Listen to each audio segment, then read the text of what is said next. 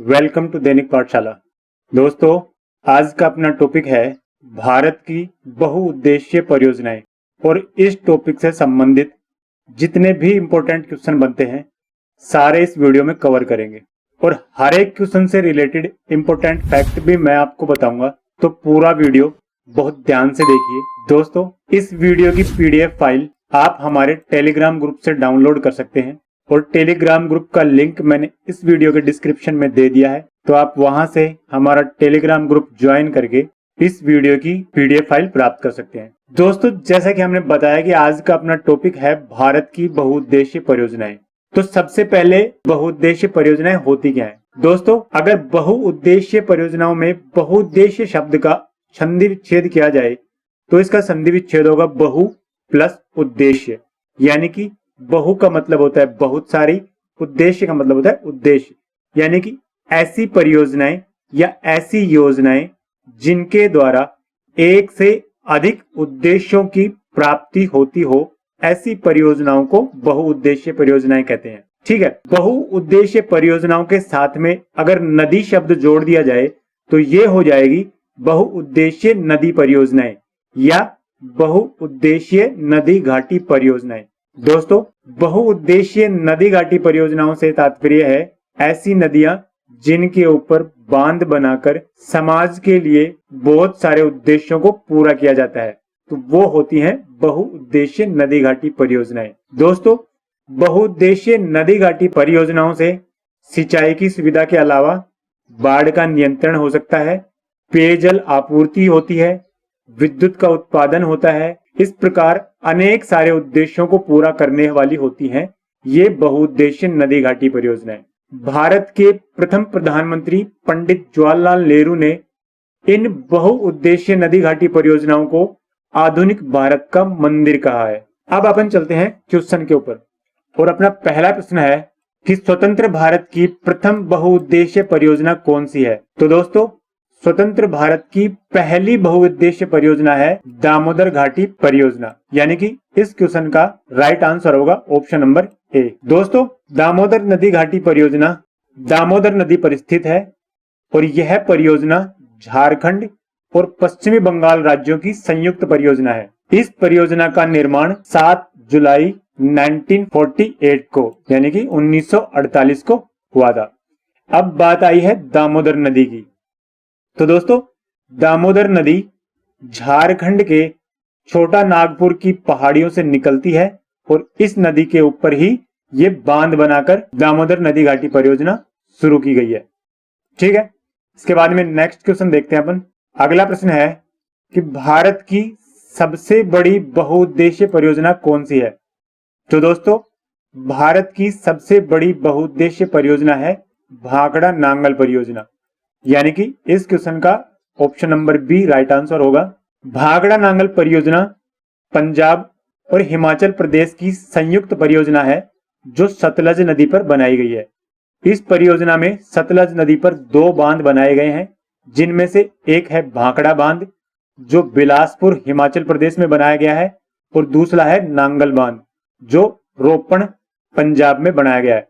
दोस्तों, जो भाखड़ा नांगल बांध है ये एशिया का दूसरा सबसे ऊंचा बांध है और जिसकी ऊंचाई है 225.55 मीटर। ठीक है, नेक्स्ट है हीराकुंड परियोजना किस नदी पर स्थित है? हीराकुंड परियोजना जो है वो माही नदी के ऊपर स्थित है। यानी कि इस क्वेश्चन का ऑप्शन सी राइट आंसर होगा। दोस्तों, उड़ीसा का शोक कहलाने वाली माही नदी पर उड़ीसा के हीराकुंड नामक स्थान पर इस परियोजना का निर्माण किया गया। इस परियोजना के तहत महानदी के जल को रोकने के लिए जो बांध बनाया गया वह विश्व का सबसे लंबा बांध है। माही नदी पर हीराकुंड नामक स्थान पर हीराकुंड बांध बनाया गया है जो विश्व का सबसे लंबा बांध है और इसकी टोटल लंबाई है 25.8 किलोमीटर। कितनी है? 25.8 किलोमीटर। नेक्स्ट है चंबल परियोजना में निर्मित कौन सा बांध मध्य प्रदेश में स्थित है? तो दोस्तों, सबसे पहले तो हमें यह पता होना चाहिए कि चंबल परियोजना किन राज्यों की परियोजना है। तो चंबल परियोजना जो है वो राजस्थान और मध्य प्रदेश की संयुक्त परियोजना है जिसके तहत चंबल नदी के ऊपर 4 बांधों का निर्माण किया गया है। जिनमें से 3 बांध तो राजस्थान में बने हैं और 1 बांध मध्य प्रदेश में बना है। तो प्रश्न में पूछा है कि चंबल परियोजना के तहत कौन सा बांध मध्य प्रदेश में स्थित है।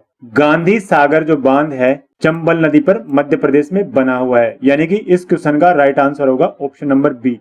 इसके अलावा राणा प्रताप सागर, जवाहर सागर और कोटा बैराज ये राजस्थान में बने हुए बांध हैं चंबल नदी पर। ठीक है, नेक्स्ट है भारत और नेपाल की संयुक्त परियोजना है। तो दोस्तों पंचेश्वर परियोजना जो है वो भारत और नेपाल की संयुक्त परियोजना है। तो पंचेश्वर बांध उत्तराखंड राज्य में भारत नेपाल सीमा पर बनने वाला बहुउद्देश्य बिजली परियोजना है, यानी कि पंचेश्वर बांध से बिजली का उत्पादन किया जाएगा। और दोस्तों ये परियोजना भविष्य की परियोजना है, यानी कि अभी निर्माणाधीन है ये, और इसकी बिजली उत्पादन क्षमता 6480 मेगावाट आंकी जा रही है। यानी कि जब ये डैम बनके तैयार होगा तो उस समय इस डैम से 6480 मेगावाट की बिजली का उत्पादन किया जा सकेगा।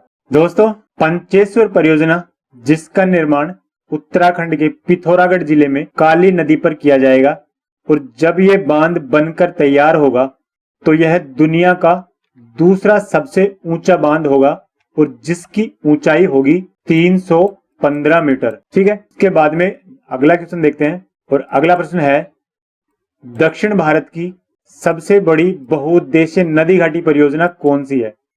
जी हाँ दोस्तों, तुंगभद्रा परियोजना जो है वो दक्षिण भारत की सबसे बड़ी बहुउद्देश्य नदी घाटी परियोजना है, यानी कि इस क्वेश्चन का राइट आंसर होगा ऑप्शन सी। अब ये तुंगभद्रा परियोजना है कौन से स्टेट में। तो दोस्तों तुंगभद्रा परियोजना आंध्र प्रदेश तथा कर्नाटक या राज्य के सहयोग से कृष्णा नदी की सहायक नदी है तुंगभद्रा, उस पर बनाई गई है, और यह दक्षिण भारत की सबसे बड़ी बहुउद्देश्य नदी घाटी परियोजनाओं में से एक है। नेक्स्ट है ब्यास परियोजना से लाभान्वित राज्य है। ब्यास परियोजना 3 राज्यों से संबंधित है, जिनमें पंजाब, हरियाणा और राजस्थान, ये तीनों राज्य सम्मिलित हैं, यानी कि इस क्वेश्चन का राइट आंसर होगा ऑप्शन नंबर डी, ये सभी। ब्यास परियोजना का संबंध पंजाब, हरियाणा और राजस्थान से है। दोस्तों ब्यास परियोजना का निर्माण पंजाब के कपूरथला में सतलज और ब्यास नदी के संगम पर किया गया है। अब बात आई है ब्यास नदी की। तो ब्यास नदी का उद्गम स्थान है हिमाचल प्रदेश के कांगड़ा जिले में रोहतांग दर्रे के समीप स्थित नेहरू कुंड, और जिसे ब्यास कुंड भी कहते हैं, वहां से निकलती है। और पंजाब के कपूरथला में हरीके नामक स्थान पर सतलज नदी में मिल जाती है, यानी कि कह सकते हैं कि ब्यास जो है वो सतलज की सहायक नदी है। दोस्तों हरीके नामक स्थान पर ही हरीके बैराज बनाया गया है, और यहीं से राजस्थान नहर निकाली गई है। हरीके बैराज से राजस्थान नहर का निर्माण किया गया है, जिससे राजस्थान के गंगानगर, बीकानेर और जैसलमेर में सिंचाई का काम होता है। तो ये है ब्यास परियोजना। इसके बाद में अगला क्वेश्चन है भारत की सबसे बड़ी कृत्रिम झील गोविंद बल्लभ पंत सागर का संबंध किस परियोजना से है। तो दोस्तों भारत की सबसे बड़ी कृत्रिम झील है गोविंद बल्लभ पंत सागर, जिसका संबंध है रिहंद बांध परियोजना से। अब ये रिहंद बांध परियोजना कौन से स्टेट में है। तो दोस्तों रिहंद बांध परियोजना उत्तर प्रदेश तथा मध्य प्रदेश की सीमा पर सोन नदी की सहायक नदी रिहंद पर बनाया गया है, और इसी के जल को, यानी कि रिहंद नदी के जल को रोकने के लिए एक बांध बनाया गया है रिहंद बांध, जिससे जो झील बनी है उसका एरिया 466 वर्ग किलोमीटर है, जिसको गोविंद बल्लभ पंत सागर झील का नाम दिया गया है, और ये झील भारत की सबसे बड़ी कृत्रिम झील है। तो इस क्वेश्चन से आपको इतनी जानकारी मिलती है। नेक्स्ट है नागा अर्जुन सागर परियोजना किस नदी पर स्थित है। तो दोस्तों नागा अर्जुन सागर परियोजना का संबंध है कृष्णा नदी से, यानी कि नागा अर्जुन सागर परियोजना कृष्णा नदी के ऊपर स्थित है, यानी इस क्वेश्चन का राइट आंसर होगा ऑप्शन नंबर ए। दोस्तों यह परियोजना आंध्र प्रदेश और तेलंगाना की संयुक्त परियोजना है, जिसकी शुरुआत 10 दिसंबर 1955 को, यानी कि 1955 को तात्कालिक प्रधानमंत्री पंडित जवाहरलाल नेहरू ने की थी, जो 1967 में यानी कि 1967 में बनकर तैयार हुई थी। ठीक है, उसके बाद में अगला क्वेश्चन है अमृत क्रांति के नाम से शुरू की गई परियोजना है? तो दोस्तों अमृत क्रांति के नाम से शुरू की गई परियोजना है केन बेतवा लिंक परियोजना, यानी कि इस क्वेश्चन का राइट आंसर होगा option number C. Ken Betwa link परियोजना की शुरुआत 25 अगस्त 2005 को की गई थी। इस योजना के अंतर्गत उत्तर प्रदेश की केन नदी तथा मध्य प्रदेश की बेतवा नदी को आपस में जोड़ा जाएगा और ये भविष्यकालीन परियोजना है जिससे दोनों राज्यों के पानी की कमी वाले कई क्षेत्रों को पेयजल यानी पीने के लिए पानी और सिंचाई के लिए पर्याप्त जल उपलब्ध हो सकेगा। तो ये है केन बेतवा लिंक परियोजना जो उत्तर प्रदेश और मध्य प्रदेश की संयुक्त परियोजना है। नेक्स्ट है सरदार सरोवर परियोजना किस नदी पर स्थित है? तो दोस्तों सरदार सरोवर परियोजना नर्मदा नदी पर स्थित है, यानी कि इस क्वेश्चन का राइट आंसर होगा ऑप्शन नंबर ए। इस परियोजना की शुरुआत 5 अप्रैल 1961 में तात्कालिक प्रधानमंत्री पंडित जवाहरलाल नेहरू जी के द्वारा की गई थी। दोस्तों यह परियोजना मध्य प्रदेश, महाराष्ट्र, गुजरात और राजस्थान की संयुक्त परियोजना है जो नर्मदा नदी तथा उसकी सहायक नदियों के ऊपर स्थित है। ठीक है, नेक्स्ट है टिहरी परियोजना का संबंध किस राज्य से है? तो दोस्तों टिहरी परियोजना का संबंध है उत्तराखंड राज्य से, यानी कि इस क्वेश्चन का राइट आंसर होगा ऑप्शन नंबर सी। नेक्स्ट है किस परियोजना का दूसरा नाम इंदिरा सागर बांध परियोजना भी है? तो दोस्तों पोलावरम परियोजना का नाम इंदिरा सागर बांध परियोजना भी है, यानी कि इस क्वेश्चन का राइट आंसर होगा ऑप्शन नंबर बी। दोस्तों पोलावरम परियोजना आंध्र प्रदेश राज्य में गोदावरी नदी पर स्थित है और इस परियोजना के अंतर्गत कृष्णा व गोदावरी नदी को आपस में जोड़ा जाएगा। तो ये है पोलावरम परियोजना या इंदिरा सागर बांध परियोजना।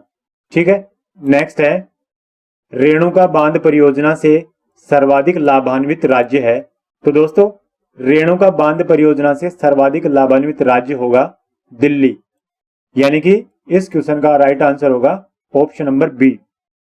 दोस्तों रेणुका बांध परियोजना हिमाचल प्रदेश में यमुना की सहायक नदी गिरी नदी पर बनाई जाने वाली एक परियोजना है जिसकी कुल लागत 36,000 करोड़ रुपए है।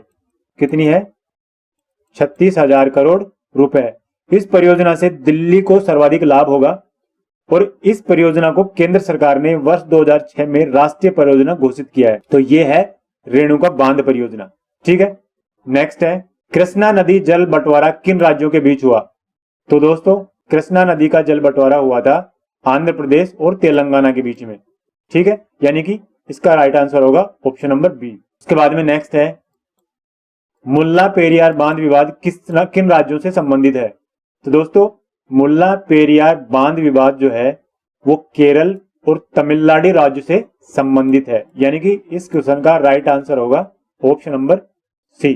दोस्तों 54 मीटर ऊंचे तथा 366 मीटर लंबे मुल्ला पेरियार बांध को वर्ष 1895 में बनाया गया था। मुल्ला पेरियार बांध केरल राज्य में है जबकि इसके जल का उपयोग तमिलनाडु करता है और इन्हीं कारण से दोनों राज्यों के मध्य में मतभेद है और जिसका समापन सर्वोच्च न्यायालय ने 7 मई 2014 को बांध की ऊंचाई को कम करके कर दिया है, यानी कि पहले 152 फीट ऊंचा था जिसको घटाकर 142 फीट ऊंचा कर दिया गया है। नेक्स्ट है फरक्का परियोजना किस राज्य में स्थित है? तो दोस्तों फरक्का परियोजना पश्चिमी बंगाल राज्य में स्थित है, यानी कि इस क्वेश्चन का राइट आंसर होगा ऑप्शन नंबर ए। दोस्तों पश्चिम बंगाल में गंगा नदी पर फरक्का बांध का निर्माण करके यह परियोजना शुरू की गई। यह परियोजना 1961 में शुरू हुई थी तथा 1975 में बनकर तैयार हो गई थी। ठीक, और इसने मई 1975 से पूर्ण तरीके से काम करना शुरू कर दिया था। तो यह है फरक्का परियोजना जो पश्चिमी बंगाल में स्थित है। ठीक है, इसके बाद में नेक्स्ट है कुल क्षेत्रफल के प्रतिशत की दृष्टि से सर्वाधिक सिंचित राज्य कौन सा है?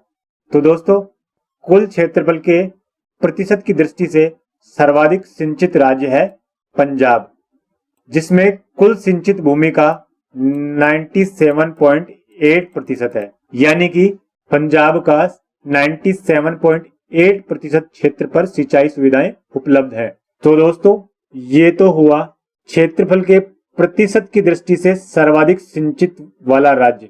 अब बात करें कि क्षेत्रफल की प्रतिशत की दृष्टि से सबसे निम्न सिंचित वाला राज्य कौन सा है, तो उसमें आएगा मिजोरम, जिसमें 7.3% ही सिंचाई सुविधाएं उपलब्ध है। ठीक है, तो सर्वाधिक मात्रा में आएगी पंजाब और सबसे कम में आएगा मिजोरम, जिसमें 7.3% सिंचित सुविधाएं उपलब्ध है।